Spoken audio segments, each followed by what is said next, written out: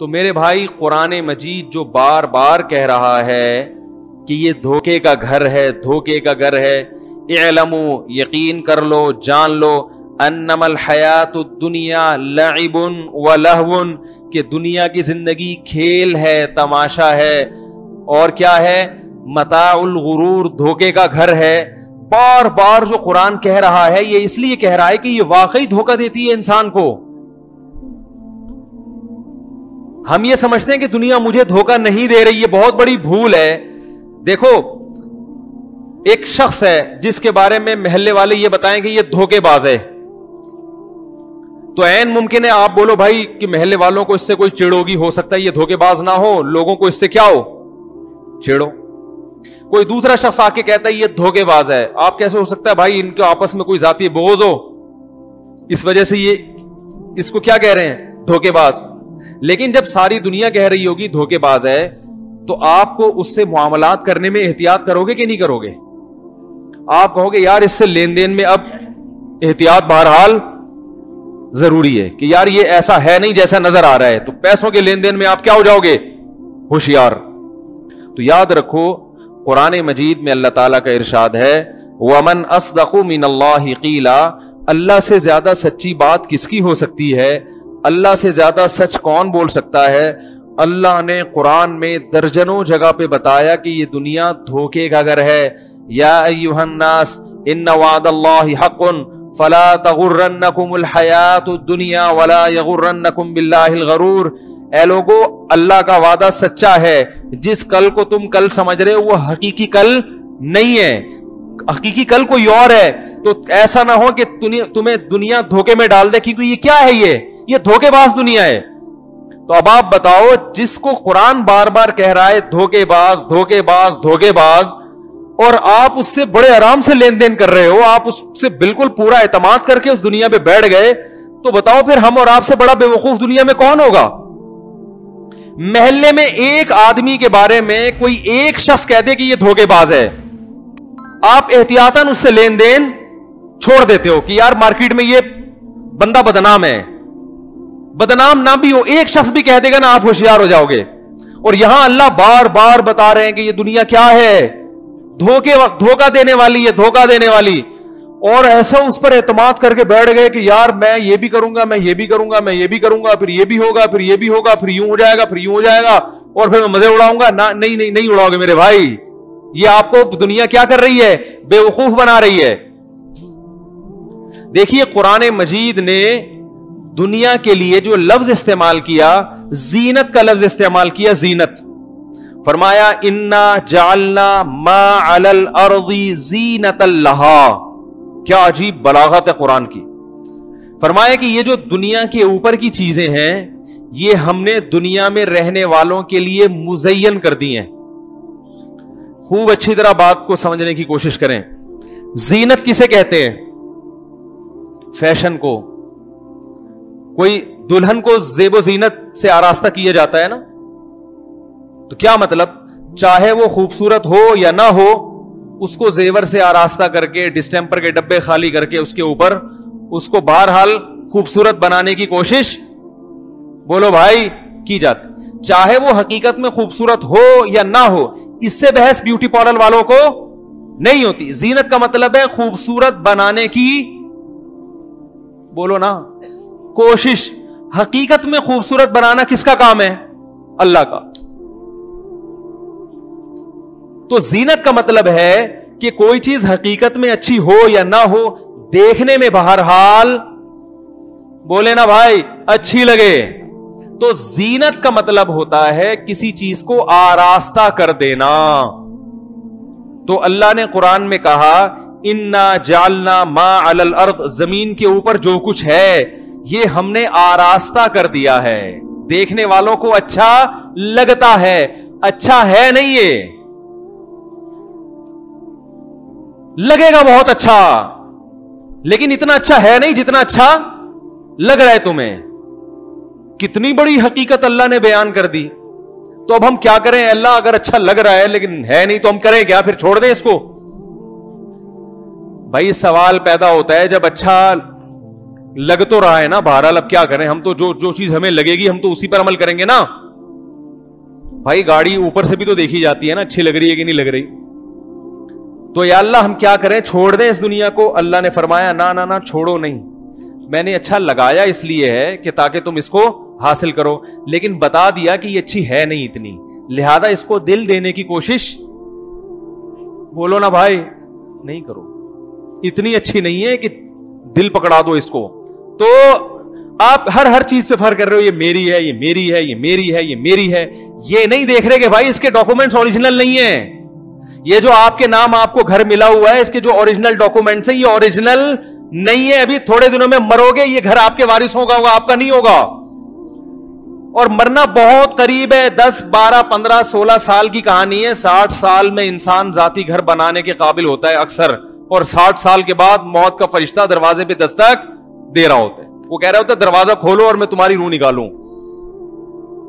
यही बात पैगंबर समझा रहे हैं कि ये तुम्हारी सेहत, ये तुम्हारी इज्जत, ये तुम्हारी दौलत अगरचे तुम्हारी है, मगर ये हकीकत में तुम्हारी नहीं है। इसके जो डॉक्यूमेंट्स तुम्हें दिए गए हैं वो ओरिजिनल नहीं है। जैसे आप चमन की गाड़ी को रोड पे लेके चलाएं, जब तक पुलिस वाला नहीं रोकेगा आपकी है। जिस दिन पुलिस वाले ने इशारा कर दिया उस दिन फिर ये पुलिस वाले की हो गई, आपकी। बोलो भाई, खुद भी अंदर, गाड़ी भी अंदर।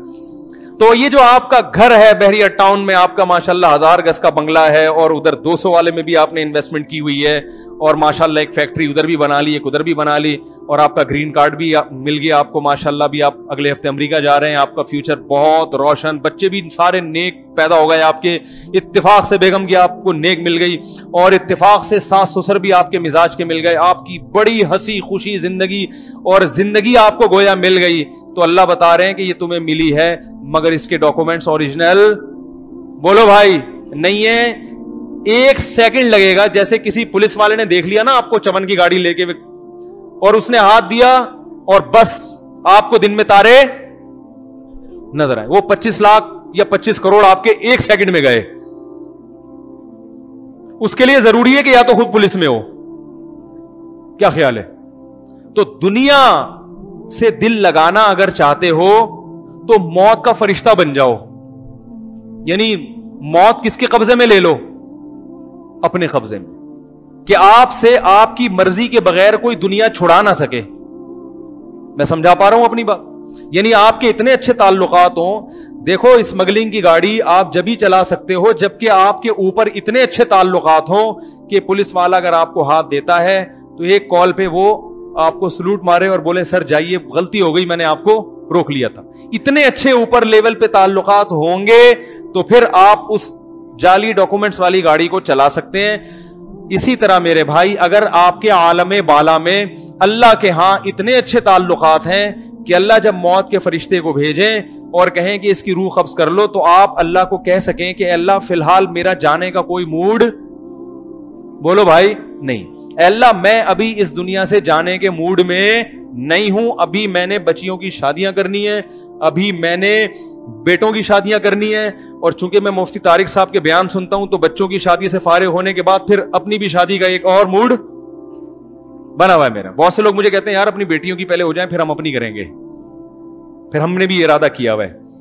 तो मैं कहता हूं भाई माशाल्लाह बड़ा अच्छा जज्बा है, बच्चियों की शादी तो पहले करनी चाहिए लाजमी, लेकिन फिर आप जज्बा ही रहेगा फिर, सही है ना? शादी के लिए जज्बे के अलावा भी कुछ सलाहियतों का होना, क्या ख्याल है? लेकिन बहरहाल उनका अच्छा जज्बा है, बच्चियों की जिम्मेदारी पहले निपटानी चाहिए।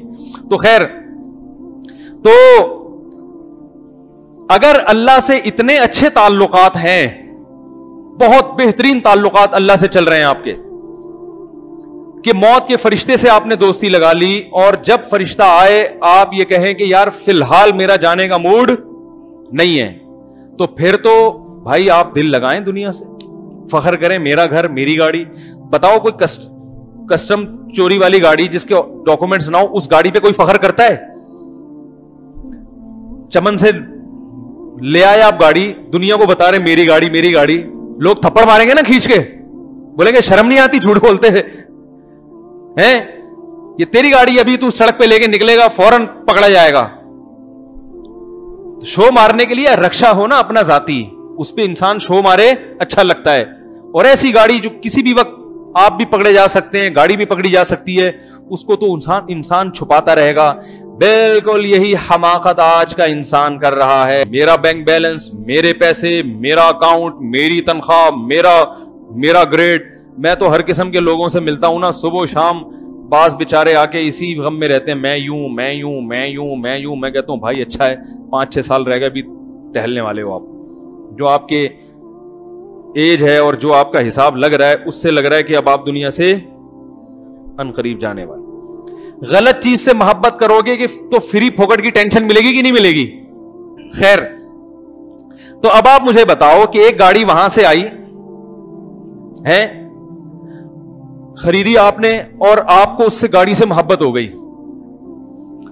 अब आप उसको रोड पे लेके निकल रहे हो, डर रहे हो कि पुलिस वाला ना रोक ले, और इतनी मेरी महंगी गाड़ी और इतनी मोहब्बत उससे। तो ये जो टेंशन आपको हो रही है, स्ट्रेस और टेंशन, ये अल्लाह की तरफ से है या आपकी अपनी पैदा करदा टेंशन है? बोलो ना भाई।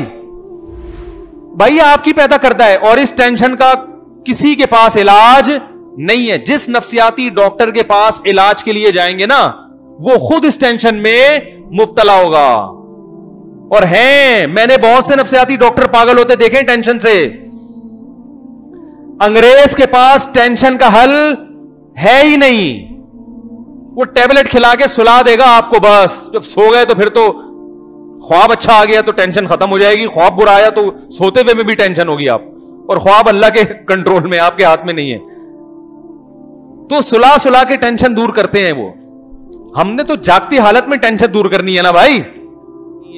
इसका हल सिर्फ ये है कि भाई तुमने एक ऐसी चीज से दिल लगा लिया और ऐसी चीज पे इन्वेस्ट कर लिया जो तुम्हारी नहीं है, किसी भी वक्त ये तुमसे छीनी जा सकती। तो यही हाल दुनिया के साथ है। यही हाल, जिसके पास किराए का घर है वो इस बात की टेंशन कि मेरा जाती घर क्यों नहीं है। जिसकी तनख्वाह कम है वो ये टेंशन मेरी तनख्वाह बढ़ती क्यों नहीं है। जिसकी सेहत अच्छी नहीं है वो ये टेंशन मेरी सेहत अच्छी क्यों। हाँ, पागलों की तरह उसी में सारा दिन खपा देगा वो। और जिसको ये चीजें मिल गई उसको ये टेंशन कि ये चीजें मुझसे छिन ना जाएं, इनमें तरक्की कैसे करूं मैं, पीछे क्यों रह जाऊं मैं लोगों से। तो मेरे भाई, इस टेंशन का इलाज दुनिया में किसी के पास नहीं है। इसका हल ये कि टेंशन की जो बेस है उसी को खत्म कर दो। टेंशन की जो बेस है उसको, बोलो भाई, जिसने जाली डॉक्यूमेंट्स वाली गाड़ी ली हुई है उसको कहा जाए भाई या तो ये गाड़ी से दिल या तो वापस कर दे जाके, और अगर इतनी हिम्मत नहीं है तो फिर इस गाड़ी से दिल ना लगा। इस गाड़ी को एक डब्बा समझ के चलाओ बस। सही है? क्या समझ के चलाओ? डब्बा है, मिट्टी है, खिलौना है। माशाल्लाह बड़ा अच्छा एसी, हवा आ रही है, बहुत अच्छा, लेकिन हमेशा नहीं आएगी, बंद हो जाएगी ये। तो थोड़ा सा गर्मी का आदी भी, क्या ख्याल है भाई, थोड़ा सा गर्मी की आदत भी रहनी चाहिए और रक्षे की आदत भी होनी चाहिए। कहीं ये गाड़ी मुझसे छिन ना जाए तो फिर तो मैं बिल्कुल रोड पे आ जाऊंगा। तो कभी कभार चिंची में सफर भी करते रहना चाहिए। तो इस तरह का अपने आप को आदी बनाएगा तो बहुत अच्छी जिंदगी गुजरेगी। जब तक गाड़ी छीनेगी नहीं, मजे करेगा, छिन जाएगी तो बोलेगा कौन सा अपनी गाड़ी थी भाई, क्या ख्याल है, कौन सा अपनी थी, हमें तो पहले ही पता था किसी भी वक्त छीनी जा सकती है। तो मेरे भाई यही हाल है दुनिया का। अल्लाह ने फरमाया आइंदा आने वाले कल की यानी आखिरत की तैयारी में वक्त लगाओ ज्यादा, दुनिया की ज्यादा फिक्र मत करो। असल आखिरत है, उसको सामने रख के जिंदगी गुजारो, उसको सामने रख के सोचो। वो बड़ी तवील जिंदगी है, क्योंकि दुनिया में जब तुम प्लानिंग करते हो तो उस प्लानिंग के फल आदि से ज्यादा जिंदगी प्लानिंग में लगती है, और उसका जो आउटपुट है ना वो बहुत थोड़े दिनों का होता है। और कितने थोड़े दिनों का ये भी पता नहीं होता। को पता चल जाए ना 20 साल में मकान में रहूंगा तो भी गनीमत है, ये भी नहीं पता चलता। कई लोग हमने देखे हैं इधर मकान बनाया और घर में रहना नसीब नहीं हुआ। एक थोड़ी वाकया, दर्जनों वाकयात अपनी जिंदगी में देखे हमने। मकान बनाया मगर रहना नसीब नहीं हुआ। बनाता कोई और है और रहता कोई और है। तो भाई इस दिल से दुनिया की मोहब्बत निकाल के फेंक देनी चाहिए।